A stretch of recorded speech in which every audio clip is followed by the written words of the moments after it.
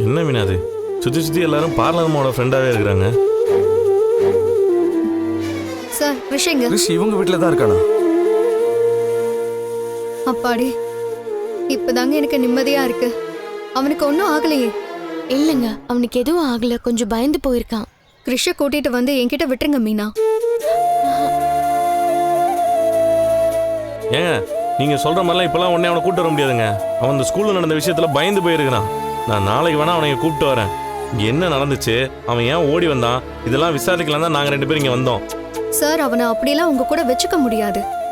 அவனோட அம்மா இதுக்கெல்லாம் ஒத்துக்க மாட்டாங்க. நீங்க முதல்ல அவனை கூட்டிட்டு வாங்க. இல்லனா வாங்க, நானே உங்க வீட்டுக்கு வந்து அவனை கூட்டிட்டு போறேன். இல்லங்க, அவனை பத்திரமா எங்க அம்மா வீட்ல விட்டுட்டு தான் நாங்க இங்க வந்திருக்கோம். அவன் ரொம்ப பயந்து போயிருக்கான். அவரோட கார் டிக்கில யாருக்கும் தெரியாம ஏறி மறைஞ்சிருக்கான். அதுல மயக்கம் ஆயிட்டான். ஹாஸ்பிடலுக்கு கூட்டிட்டு போய் பார்த்து எங்க வீட்ல விட்டுட்டு வந்திருக்கோம். அவன் கொஞ்சம் ரெஸ்ட் எடுக்கணும்னு டாக்டர் சொல்லிருக்காருங்க. நீங்க வேணா அவன் நிலைமை பத்தி கிறிஷோட அம்மாக்கு ஃபோன் பண்ணி சொல்லிடுங்க. மேடம், அதான் பையன் பத்திரமா இருக்கான்னு தெரிஞ்சிருச்சுல. நீங்க கிறிஷோட அம்மா கிட்ட பேசுங்க. இவங்க நாளைக்கே கூட்டிட்டு வரட்டும். சரி, நான் அவங்களுக்கு கால் பண்ணி கேட்டுட்டு சொல்றேன்.